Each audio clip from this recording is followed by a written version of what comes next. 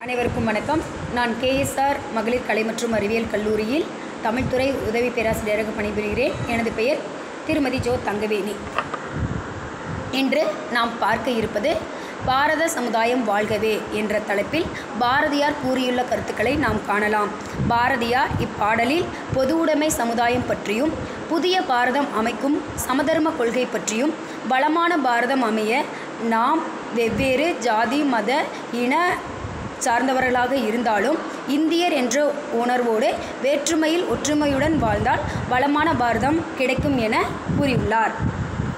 இரண்டாவதாக, சிறுத்தையே வெளியில் வா என்ற தலைப்பின் கீழ் பாரதிதாசன் தமிழரின் உரிமை காக்க, தமிழ் மொழியை மேம்படுத்த இளைஞர்கள் முன்வர வேண்டும் என்று பாவேந்தர் பாரதிதாசன் இப்பாடலில் வலியுறுத்தியுள்ளார்.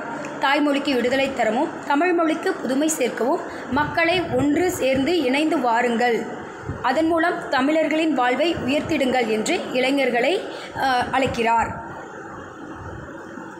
மூன்றாவதாக, கத்தியின்றி இரத்தமின்றி என்ற பாடலில் நாமக்கல் கவிஞர் நமக்கு கூற விளையும் கருத்து: காந்திய கொள்கைகளால் பெரிதும் ஈர்க்கப்பட்டவர் ஆகையால் காந்தியின் அகிம்சை நெறியில் தேசத்திற்காக போராட வருமாறு நம்மை அழைக்கிறார். முன்பு நாம் செய்த ஏதோ ஒரு புண்ணியத்தால் காந்தி என்ற சாந்தம் நிறைந்த மகான் இத்தேசத்தில் நாம் பெற்றிருக்கின்றோம். ஆகையால் அவருடைய செம்மையான அகிம்சை வழியில் நாம் ஒன்றிணைந்து போராடுவோம் என அகிம்சை வழியில் போராட மக்களை அழைக்கிறார். அடுத்ததாக, மீன்கள் என்ற தலைப்பில் தமிழ் ஒளி என்ற கவிஞர் கருத்துக்களை பகிர்கின்றார். விண்மீன்களை ஓமைப்படுத்துகிறார். கடல் போன்று விரிந்த வானத்தில் தோன்றுகின்ற முத்துக்களாகவும், ஏழைகளின் குடிசையில் இருக்கின்ற ஓட்டைகளாகவும், உழைப்பவர்களின் உடலில் உள்ள தழும்புகளாகவும், உரிமை இழந்த பெண்களின் உணர்ச்சி சிதறல்களாகவும், உணவின்றி வாடுபவர்களின் கண்ணீர் துளிகளாகவும் விண்மீன்கள் காணப்படுவதாக கவிஞர் காட்சிப்படுத்துகின்றார். அடுத்ததாக, ஈரோடு தமிழன்பன் 8வது சீர் என்ற தலைப்பில் நமக்கு கூற வரும் கருத்தானது: உலகில் முக்கியமான நிகழ்வுகள் 7 என்ற எண்ணுடன் நிறைவு பெறுகிறது. சிந்தனைகளை எண்ணிய வள்ளுவர் சீர்களை எண்ணவில்லை என கூறுகிறார்.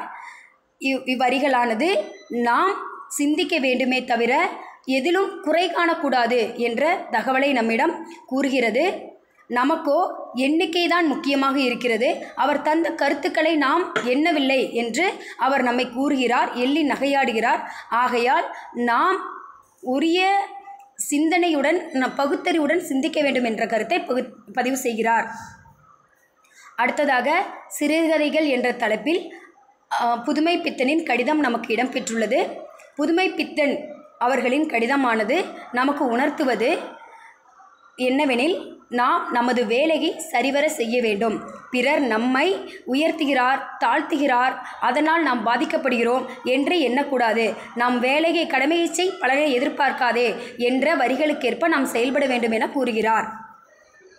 ஜெயகாந்தனின் வாய்ச்சொற்களில், அதாவது கண்கள் மூலம் கருத்துக்கள் பரிமாறப்படுகிறது என்பதை தவிர்த்து வாய்ச்சொற்களும் முதலிடம் பெறும் என்பதை ஜெயகாந்தன் அவர்கள் கண் தெரியாத இருவரின் காதல் உணர்வை வெளிப்படுத்தி நமக்கு கூறியிருக்கிறார்.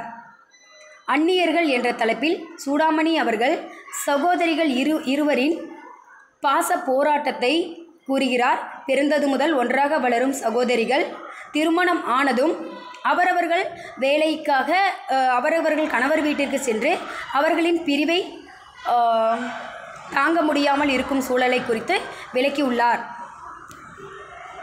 அடுத்ததாக, உரைநடையில் தம்பிக்கு என்ற உரைநடை பகுதியில் அவர்கள் கூறுவது: நாம் வல்லவர்களாக வாழ கற்றுக்கொள்ள வேண்டும். உடல் உள்ளம் இரண்டையும் வலிமையாகவும் தூய்மையாகவும் காக்க வேண்டும். அதேபோல் நல்ல இசை தந்த யாழ் என்னும் இசைக்கருவி இக்காலத்தில் புறக்கணிக்கப்பட்டு வருவது போன்றே நமது தமிழ் மொழியும் புறக்கணிக்கப்பட்டு வருகிறது. ஆகையால் தமிழ் மொழியை நாம் காக்க வேண்டும் என உணர்த்துகிறார். 2ஆம் கடிதத்தில், இன்று தமிழர்களுக்கு வேண்டியது அன்றாட கடமை பற்றிய ஆராய்ச்சி, மொழி பற்றையும் நாட்டுப்பற்றையும் செயலில் காட்ட முனைவதே சிறப்பு என அறிவுறுத்துகிறார். நன்றி.